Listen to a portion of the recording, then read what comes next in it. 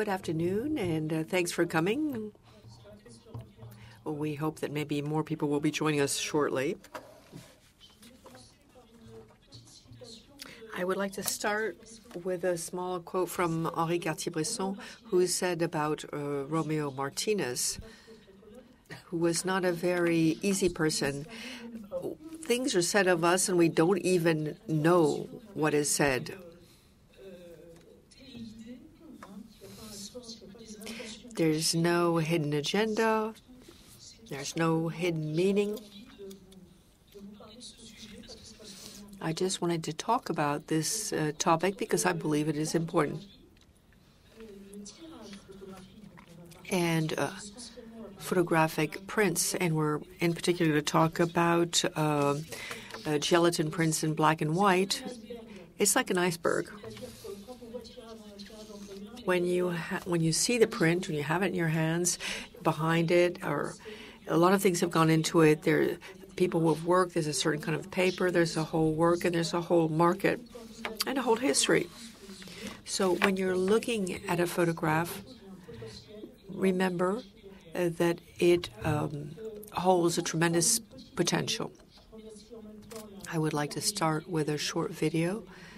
I'd like to thank all of the people in the technical team. And you can see this video on internet.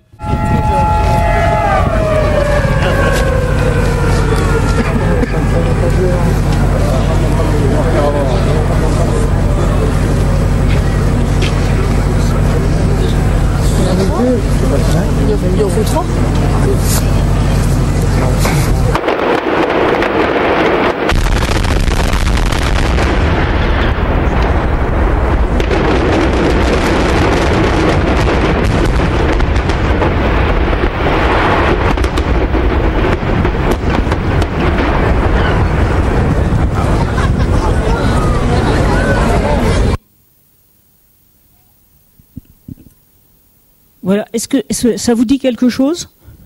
Can you recognize what that was? What is it?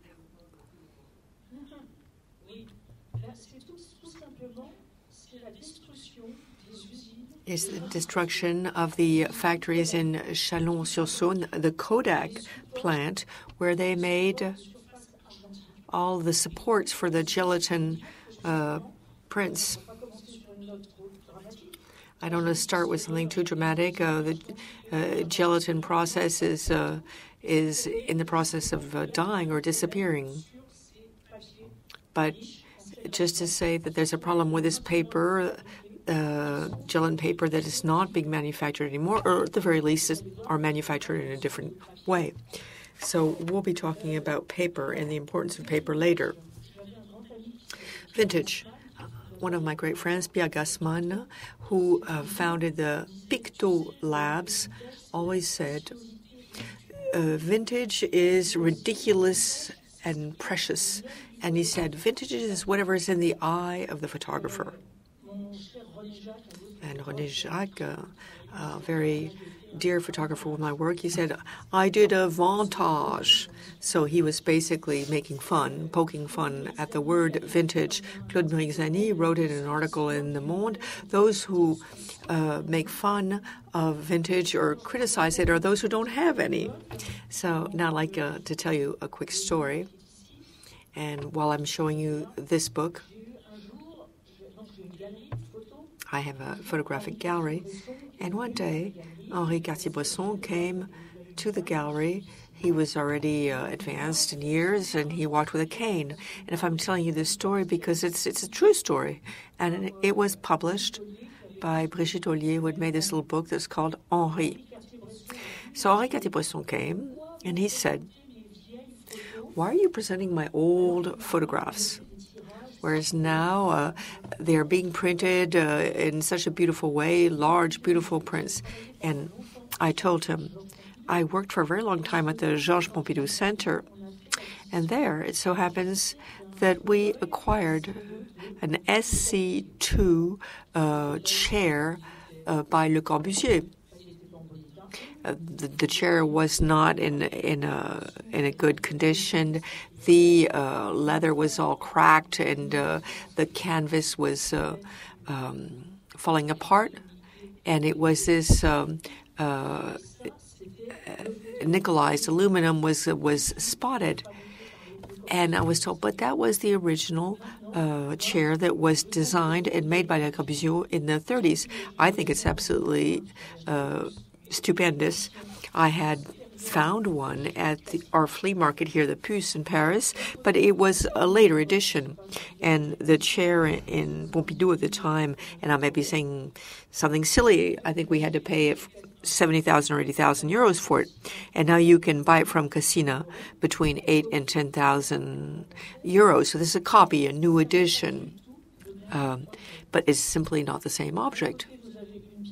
On the one hand, you have a museum piece that has all of its history. And on the other hand, you have an edition. And that's what I bought. The object is the same in the sense that the design is as beautiful, but it's not the same object. So Henri Cartier-Bresson left, and then he turned around and came back. And since he had a hard time walking, and he took the trouble to come back, and he said, you know, vintage photographs, I have a lot of them, but they're in a suitcase under my bed. So just think about that for a while. So now, let's engage in a little bit of a linguistic exercise. So where does the word vintage come from? And I looked to the dictionary. I even bought myself a Webster. So it's a noun. And initially, vintage meant, of course, the grape harvest. It's when you harvest the grapes to make wine. And there's also the notion of a year of outstanding quality, or the year of origin. So the term comes to be associated with something that's unique, with a period of origin, of something that is superior, something that is authentic. So the terms basically contain the notion of dating and age, and also the notion of value because of quality and scarcity. So then I conducted a little investigation with my friends through internet, and I said, who even came up with the notion of using the word vintage for photographs? And a lot of people said it's Arilon. As you know, Arilon was a major seller of photos, and I think he was one of the founders of Paris Photo.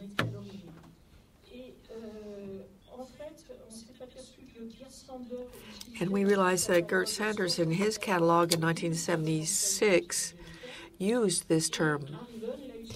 And Harry Lone used it in the same year. And as my friend Georgina Kelman, who's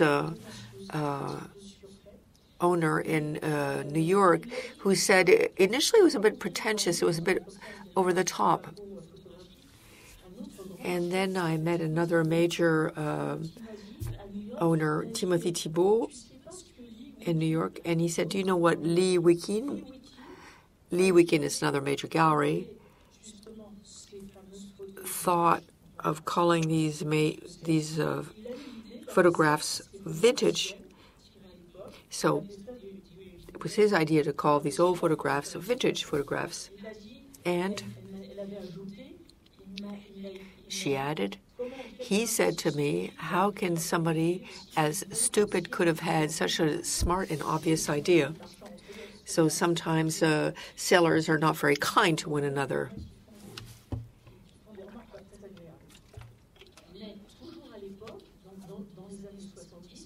So still in the 1970s, and this is not innocent, because this is the decade during which we started to actually talk about the market of photograph. We started to take an interest in the history of photography, to create photography schools. Museums started to take an interest in having collections of photographs. So it's hardly happenstance that this is when the word came into use.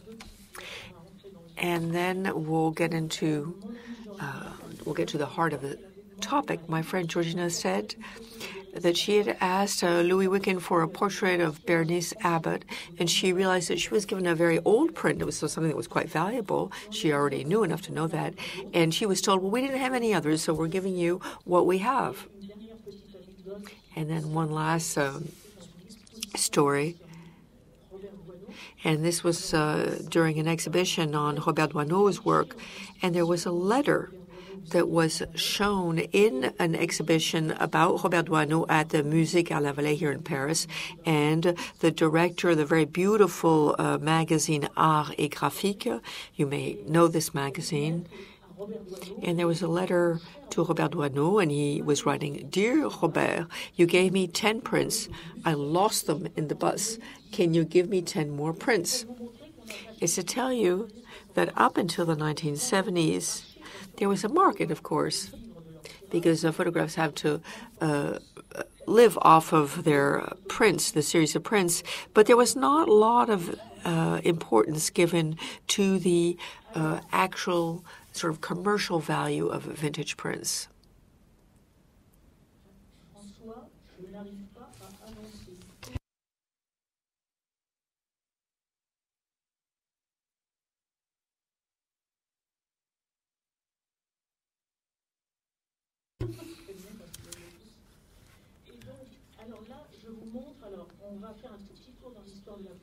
So let's take a little walk through the history of photography. This is a daguerreotype, and I don't particularly want to tell you to come to our stand, but if you go to our colleague's stand, Alex Novak, there's a very beautiful daguerreotype, and you can see what it looks like.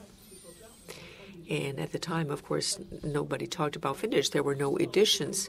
The history of photography doesn't start out well, because basically we start out in the beginning with unique pieces. The daguerreotype is a copper plate that's covered with silver, which sensitized with iodine, and then that's revealed with mercury vapors.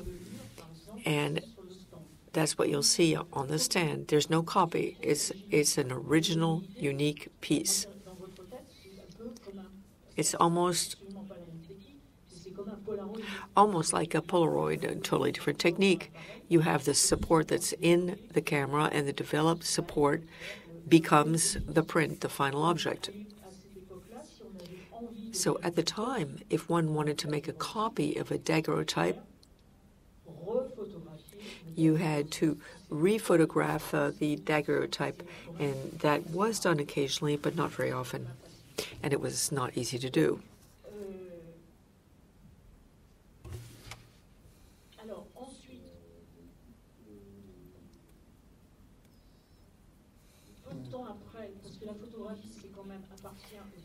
Photography is part of the industrial era, and Mr. Talbot developed almost at the same time as the daguerreotype what we call the negative. The negative is what will make it possible to reproduce prints. On the left, you have a picture by Charles Lenègre. You have a positive, and to the right, the negative. I have no doubt that you know exactly what I'm talking about, but I can tell you I have young students in my classes, and some of them say to me, "What's a negative?" And I thought, geez, people have completely forgotten even what a negative is. So once again, the negative is something that is potential, that makes it possible to do multiple prints. So this is truly part of the industrial era, where you can reproduce. So this is Talbot. You might note that the work is done outside, and it's an important detail because we're sometime around 1842, 1843, and electricity has not been invented. So what is going to help to reveal the images? It's, of course, sunlight. And that's why Talbot wrote a work called The Pencil of Nature. And the pencil nature is actually the sun rays. So on the right, you have the actual shooting with these very large cameras. And on the left,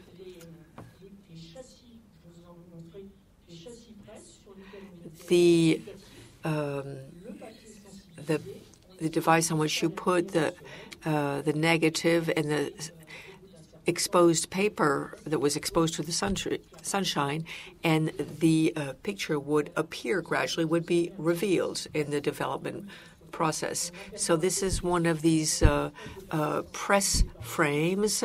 There's a negative, and then there's a paper put on top, and then it's closed and clamped together, so there's no incident or parasite light coming in.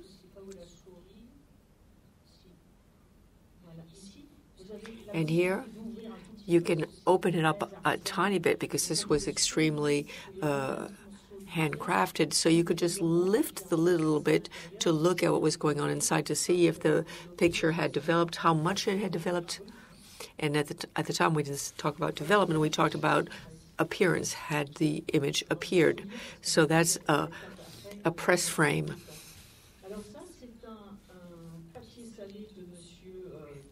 This is a salted paper by Mr. Talbot. So we're now in 1840.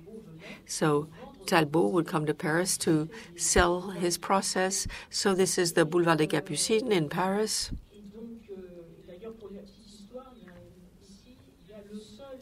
And what's interesting here, you have the only representation of a building that was built by Claude Nicolas Ledoux that has since been destroyed. These are all vintages, and if I show you this image, it's because it's something that I had to sell, and I actually had offered it to the Carnavalet Museum, and somebody said, but in the 1970s, Kodak did reprints of salted papers of the type that Monsieur Talbot made. And so what the museum is going to buy is not an original, it's something that was done later. So I was mildly offended. I'm not a major specialist, but to confuse a print from 1840 and one from the 1970s, I thought that was just unbelievably stupid. And the curator of the museum asked Anne Cartier-Bresson, who's a specialist of conservation, to come with a magnifying glass, and we analyzed the paper. I said earlier, the photography is the hidden, the actual print is only the apparent part of the iceberg. So she talked about the paper and the fibers because she knows everything there is to know about it. She even found a fingerprint, and the paper was alive. And that was quite outstanding.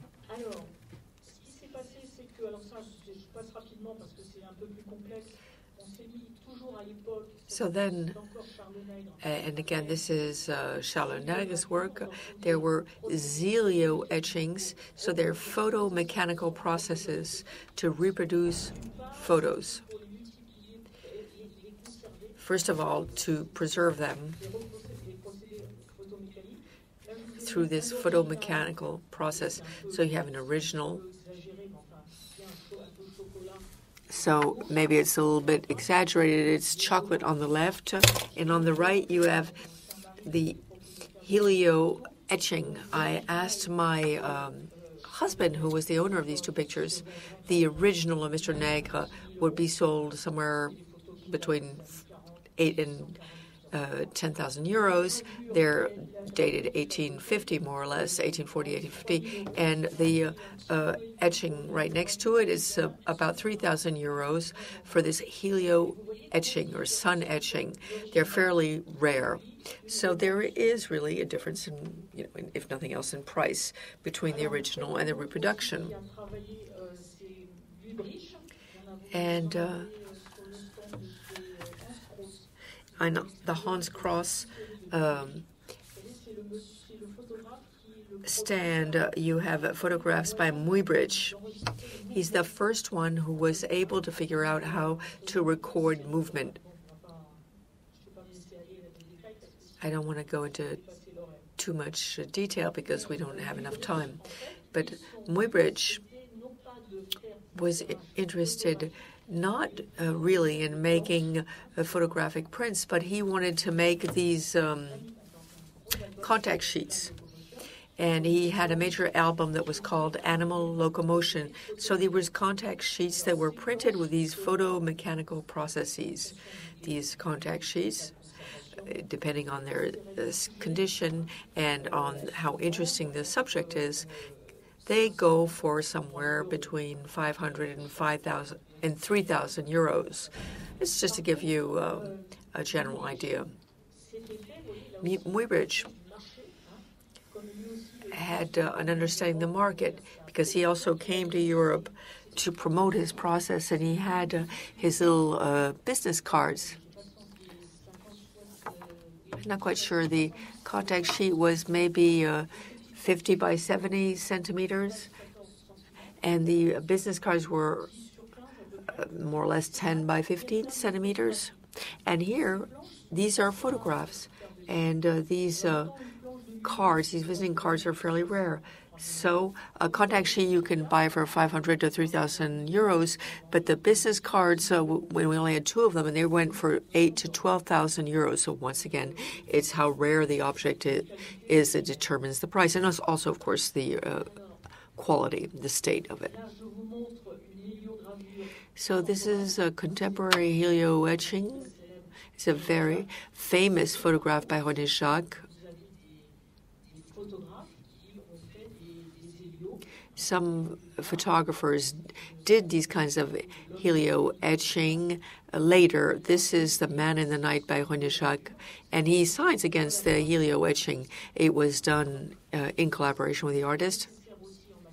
So what's important in photography is to understand that the gallery owner has to explain exactly where it came from, how it was made. In this case, there's a very large series. For instance, in this case, we're talking about 150 copies. So while the original photography might go up to 5,000 euros, the helio etchings can go for 200, 300, up to 500 euros.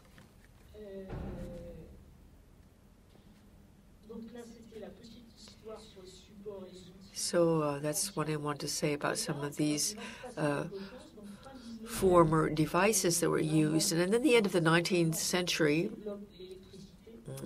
electricity is invented. And I wonder, how did people look at paintings? Because they had to be looked at in candlelight. And I know that there's a museum that does visits by candlelight. It's in the Françoise Museum in Belgium. Just to give us an idea of how you had to look at paintings when you had no electricity for lighting. I'm sure you know what we're looking at. It's an enlarger. And now we're really looking at the industrial production of photography. On the left, you have a very large enlarger. On the right, an older, smaller version. I'm no great technician. A professional photographer would be far more competent than I am to explain this. So you have a light with a condenser. The negative is placed here, that is inserted here in a little sliding drawer, and on the bottom part, you have the photosensitive paper. You turn it on, and all my apologies, professional photographers. And then it is projected. And what's interesting is that in this process, all kinds of things can happen. And I want to read a little comment by Maurice Tabar. Maurice Tabar says, back in 1930, you understand why I want to follow all the way to the end the development of the prince. That is when I feel the greatest emotions. So as a photographer is talking about being in his darkroom, I discover that no matter how experienced you are, the birth of the image in the revealer is always a discovery and a surprise. That's when ideas surge, and it's in the darkroom when the picture is revealed that the photographer is going to work with the enlarger to actually create the image. So the printing for these types of photographs is an all-important stage. This is where you can change the way the picture is framed. This is where you can choose a format. This is where you select the amount of contrast you want. And it also explains why you very seldom have two photographs that are absolutely identical. Each photograph has its own personality. And these are small catalogs. These are paper catalogs. If you think about what I showed you earlier, I showed the destruction of the Kodak plant because there's also AGFA, and I don't know what happened for all these manufacturers. And here you have catalogs that give you all the possibilities in terms of gradation, quality. And René Jacques used to say to me, here, I printed on velvet paper. So when you look at these vintage prints, do pay attention to the quality, the texture of the paper. They're collectors, they're historians that are interested in the various brands of paper. And this is a document that was put together by Paul Messier. He's a leading expert on paper in the U.S., and he collects these kinds of things.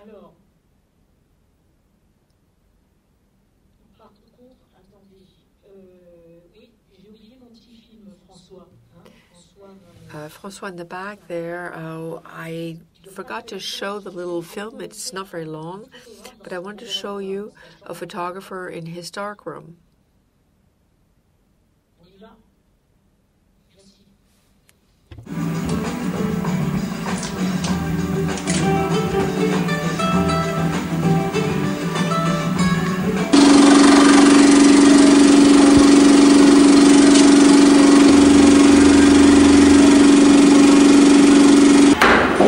Vous voyez, ça c'est voilà, là il y a le négatif à l'intérieur. Vous l'avez vu, là on ne voit pas très. Can you see this? Be careful. This is a large print because it's a very large enlarger.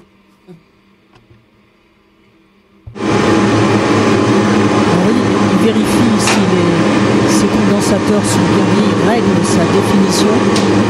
Et là, il met des petites bombes test pour voir ce que ça va donner. C'est pour vous donner une idée du travail dans le laboratoire. Alors bien sûr, on va vite. Hein. It's to give you an idea of what happens in the lab. Here, the photosensitive paper is extracted, so we're in the darkroom. This photographer's name is Jürgen Nebster.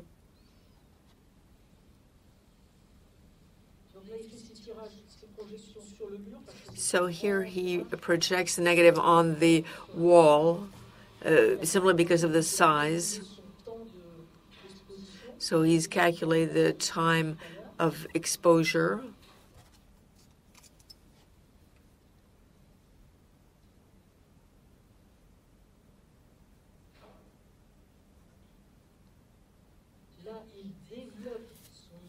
Now he's developing the image. It's put in the bath, in the revealer bath. Then it will be fixated, and then it'll be rinsed. And that's very important because all of the residual salt has to be removed. And This is what explains why some photographs are not easy to preserve because they haven't been properly fixated. And the time. And time often destroys what it hasn't contributed to build. Here the photograph is revealed, it's washed. And it looks like he's carrying a baby. He's carrying it very tenderly. Then he is going to dry it.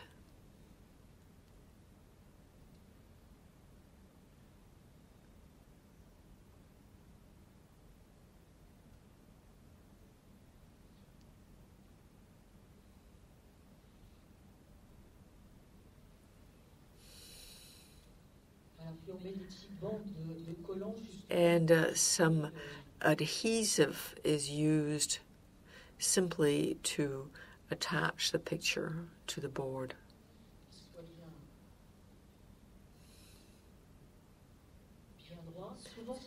To make sure that it's straight, one often asks whether the photography should be absolutely flat. What happens if the paper basically starts to warp? This is actually a series of photographs that was made on the city of Marne-la-Vallée, a new city outside of Paris.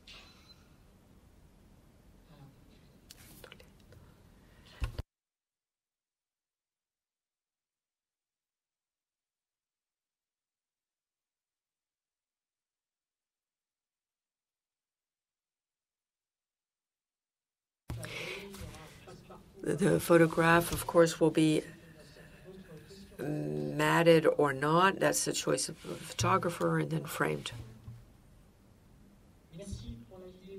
Thanks for the video. Donc, vous avez vu, c'est un peu rapide, hein, mais ça vous, pour ceux qui ne sont. That was quick, but for those of you who've never gone into a lab, I thought it might be interesting. So, what happens in the lab? This is a picture by Man Ray.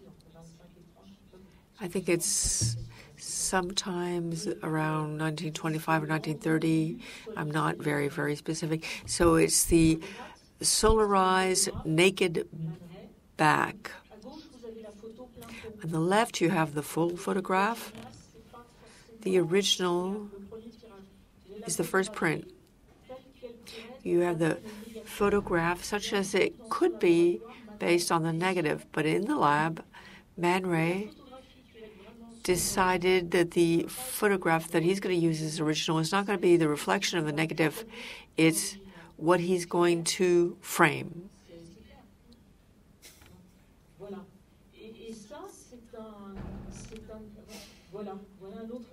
Here's another example. Here's the original photography.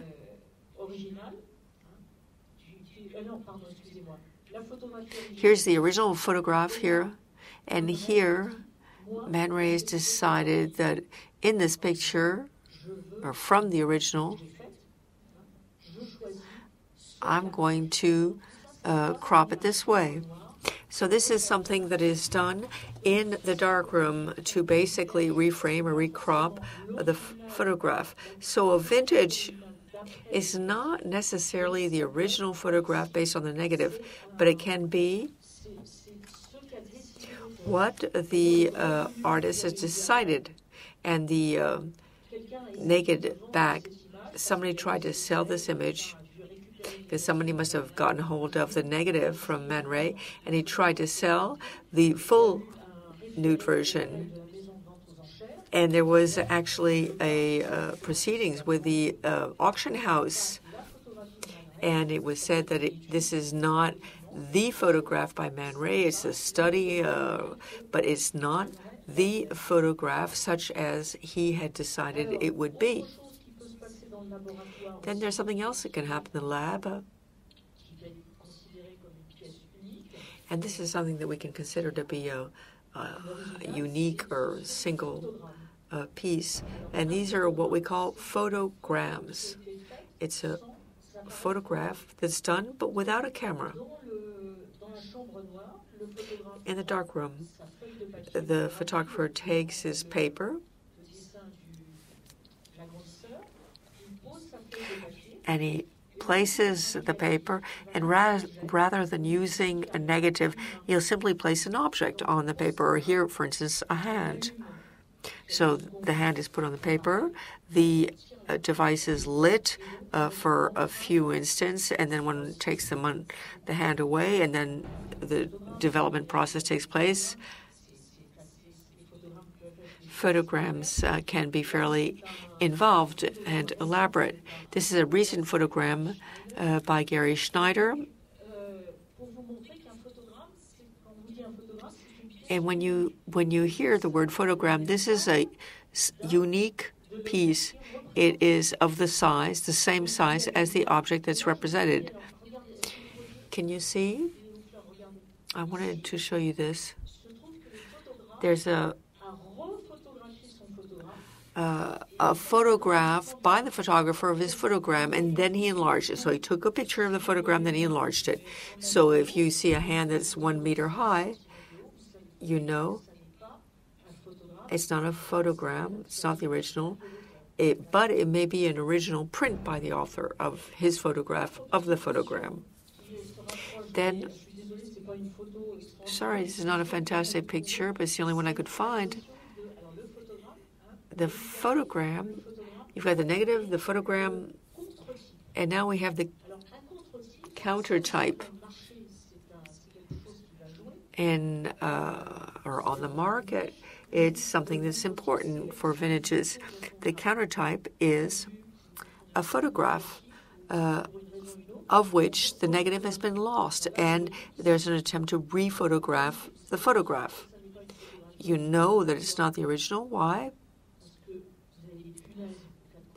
Because you have, of course, the thumbtacks in the corners. The picture was thumbtacked to the wall, and it was re-photographed.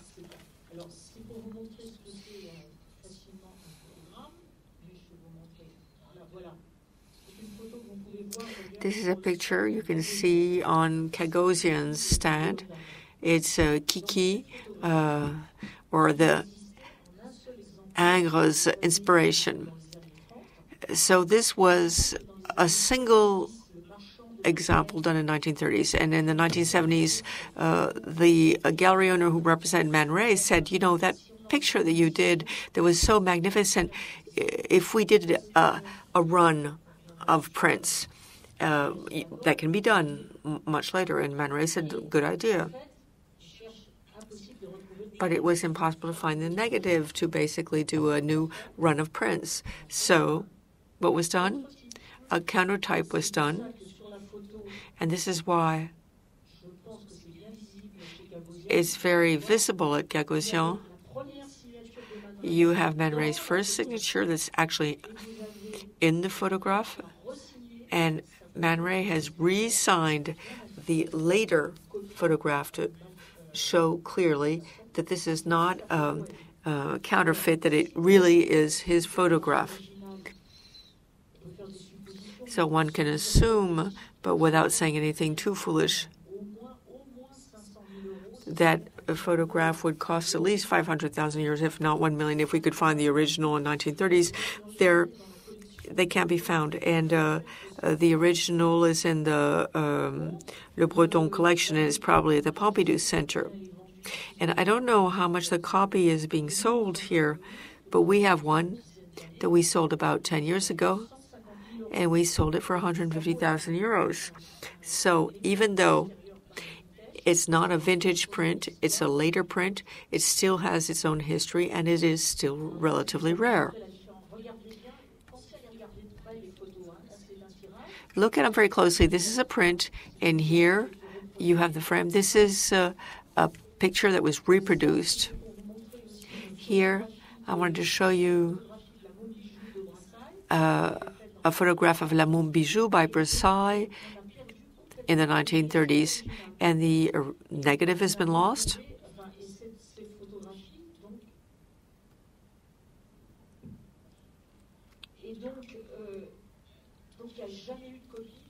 So no copies were ever made. So we know it's a vintage because there's no negative. So this is sold about 25,000 euros, whereas this one, which is a later print that was made in the 1960s, is probably worth somewhere between 3,000 and 5,000 euros. What's important with a photograph to know how old it is and what its pedigree is. So here at BuyPhoto it's a bit difficult, but if you're in an auction house, you can certainly ask this question. Sometimes there's nothing on the back of the photograph, but oftentimes there's a stamp because before the 1950s, people did not sign the photographs, but they were stamps. And I think Mr. Messier made little booklets with the stories of the stamps of the major photographers such as Man Ray and Broussais. And based on what the stamp looks like, we know more or less what the date of the photograph is. Because we know, for instance, Broussais used a certain stamp at a given time. And my dear friend René Jacques said, he showed me a picture, and he said, this picture is from the 1960s because my stamp was trying to be worn, and so it didn't stamp very well. It didn't print very well. And this proves that this is a later photograph. You don't want to ask to have everything taken out, but if you are buying a very important photograph, you can ask to see the reverse, the back side of the photograph.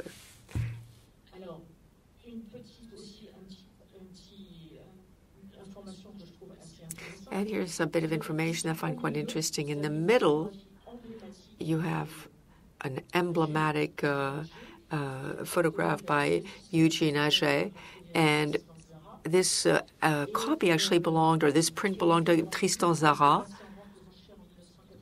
and it was sold by Sotheby's in '89. It was estimated 100 or 150,000 euros, and it was sold. It went for 500,000 euros. But it's a very important photograph for all kinds of reasons, because there's a direct tie-in with surrealism. But when Aget died, Berenice Abbott, who knew him well and knew that he had this, called Julien Levy, the major gallery owner in New York, and he said, Aget has died. It might be interesting to buy back some of these things. She went, I don't quite know how it happened, and she was able to buy some of the negatives and some of the prints. And when she came back to New York, she made prints from Aget's negatives. So you can see the difference. It's no longer the same kind of paper, no longer the same technique. It's different.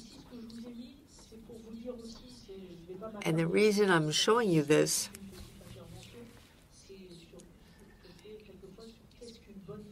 but it's maybe just to talk about what's a good photograph. It's not because a photograph is old and its vintage is good. See, this one is completely faded, and my husband would say it's completely past. So here, looking at the back of the photograph, you can read Aget photograph, the Berenice Abbott collection. At the top, you have the name of the gallery.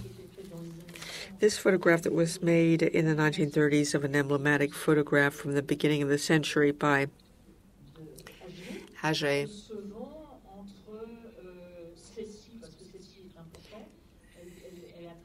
It's worth something around 30,000 euros. So it's not the 500,000 euros that you could get for an original, but it still has value because it was printed in the 1930s, because it was done by Berenice Abbott, and there are no more any of these. There are very few prints of that particular image. We had other Berenice Abbotts, Aget photographs printed by Berenice Abbott that we were able to sell for 5,000 or 6,000 euros. Same thing for Sander.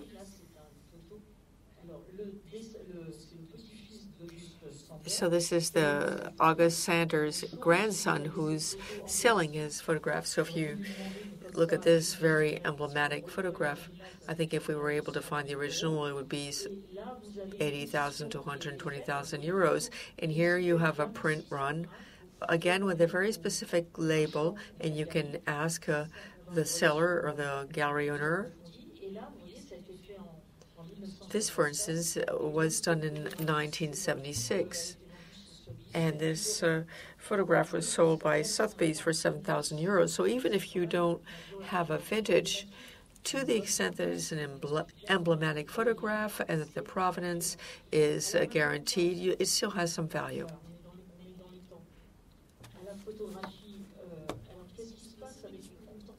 So what's the situation with contemporary photographers?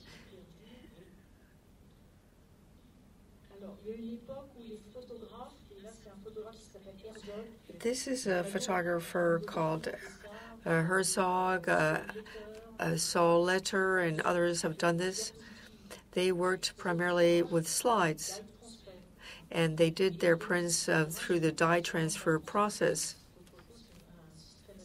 And the dye transfer process is fairly complex. It's very beautiful, and it's very important to think about the support for your prints. So their photographers were working in the 60s and 70s who don't do dye transfer, but now you simply have digital prints. And that's a whole another kettle of fish, so I will leave it at that because we don't have time to go into that. Same thing, Nalti Wilson Bajik on the left is the original photograph.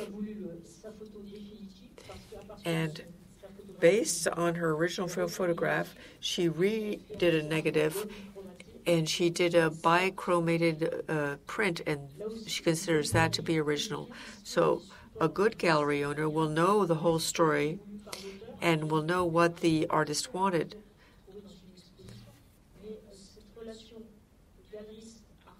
And the relationship between the gallery owner and the artist is very important because that way there's no confusion between prints and how they've been obtained. That's Jorgen, who we saw in the darkroom earlier. So he's working with old equipment. What we have today, of course, is far more up to date.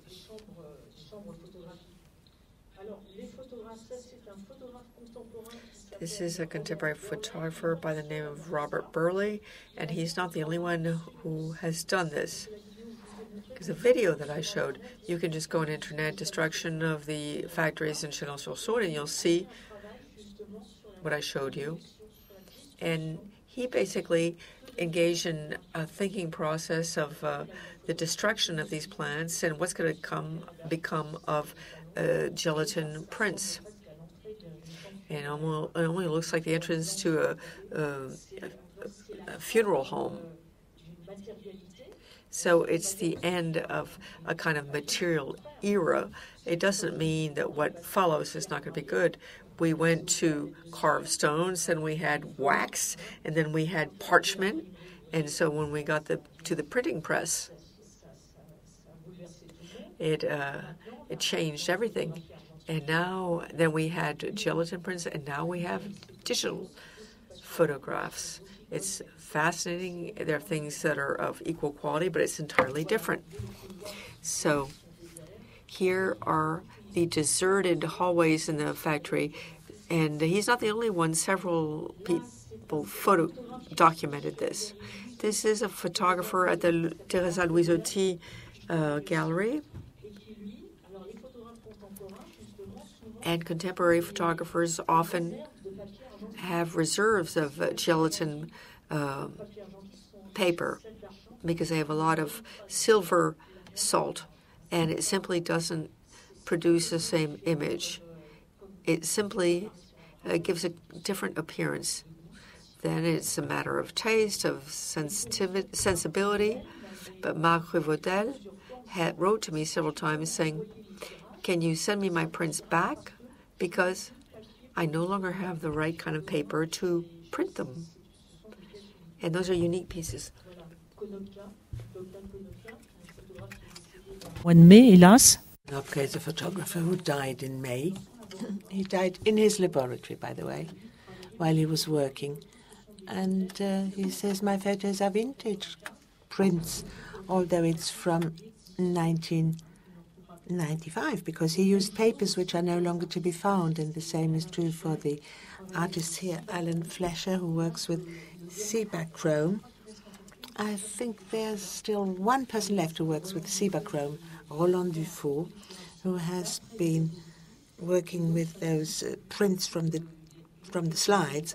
And this doesn't exist anymore because there's no paper left to do this. So this is important for the experts' appraisals.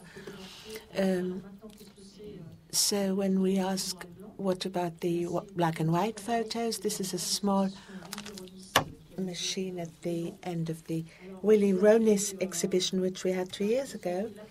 There was this machine, and you could choose the photo which you had seen in the exhibition, and you could then order the copy, the print, and the format, the dimension, and the framing. And then you simply had to put your Visa card into the machine, and you could walk away with your photo. And all the instructions are given how to go about it in order to have a copy of the photo which you like best in the exhibition. It's a bit like this chair by Le Corbusier. You can choose whatever you want then. Sometimes people come to the gallery and say, oh, it's expensive, those photographies. And I say, well, why don't you cut out the photo in the newspaper and then you put it on the wall? You must know what is existing and what are the differences. This is the big wave by Le Gray. It's in the Orsay Museum, and this is a photography which was 40 by 50 in the beginning, and you can have the size of 1.20 meters. And here, you see, you can also have Man Ray on your sofa. It exists on a cushion. So why not? I think this is the prize of glory. I think Leonardo da Vinci, this exhibition, is certainly selling hundreds of thousands of objects with his pictures. If you like, I can send you the photos and then you have a copy.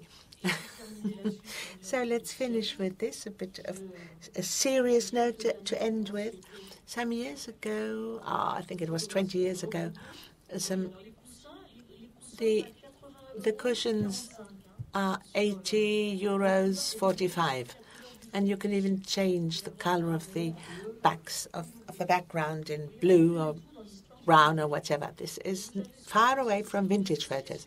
So this is an association which was founded by gallery representatives at Gaillard, Delpire, Galerie de France, Galerie Octan, La Remise du Parc, Vivienne Ezer, Brisky, et de Saint-Cyr. I think there are only 1 or 2 left. And this was in order to defend the original and to promote the original print. So you must remember that the negative is like a musical score. When you use a score, you have seen the photographer afterwards, he will interpret his print in his laboratory with his enlarger.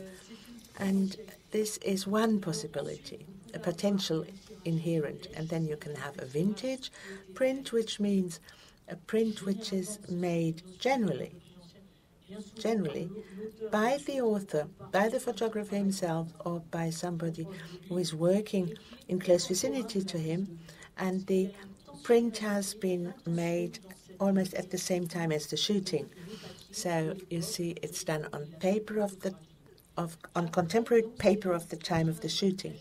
So a vintage print is made at the time of, contemporary at that time when the shooting was made, more or less.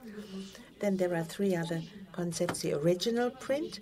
The original print, that means simply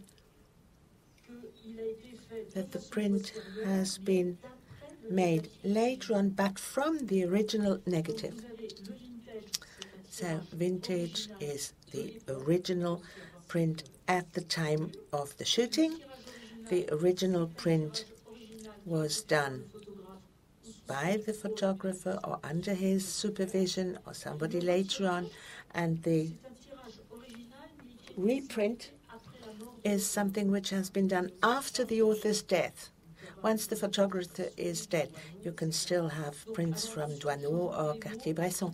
So these are words: vintage, original print, and then the original print, reprint, modern print, etc.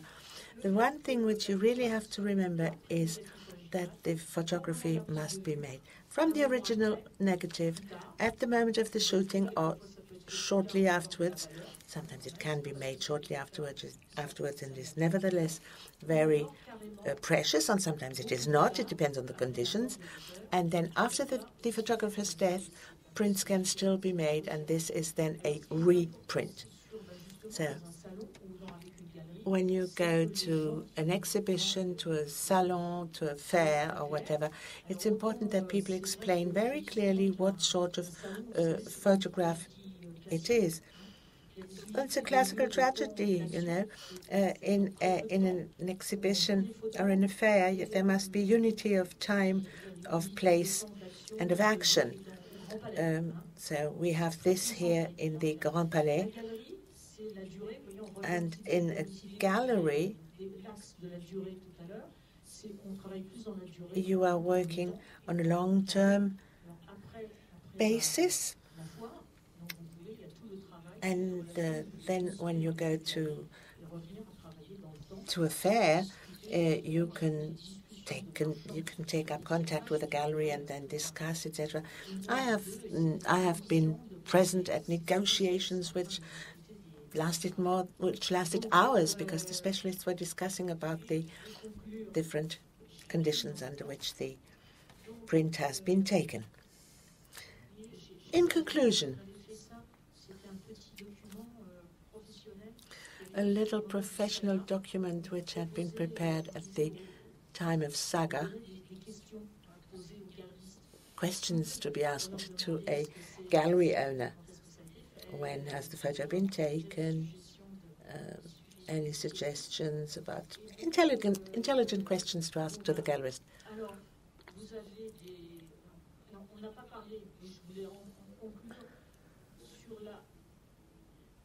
In conclusion,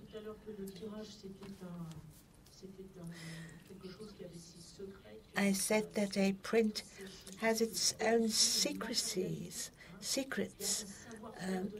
There's a know-how of the person who prints. In the Palais of Tokyo, there's an exhibition now about the appraisal of the hand. And Cartier-Bresson published a thick book about these questions. We prepared colloquiums together. The limited prints, we did not speak about the numbering of the prints. Then now we are in the digital age, and there are millions of artworks, photos which are sort of going around. So I wanted to explain exactly what a vintage is, a vintage print, and that it must be of good quality, because everything which is old is not necessarily precious and of good quality. My husband used to say that photography is a rare multiple object. So I did not want to make you skeptical about these things, but rather that you fall in love with these questions, that you know what it's all about. And there's a sentence by Maurice Merleau-Ponty in the Phenomenology of Spirit. He says, you have to touch things with your eyes.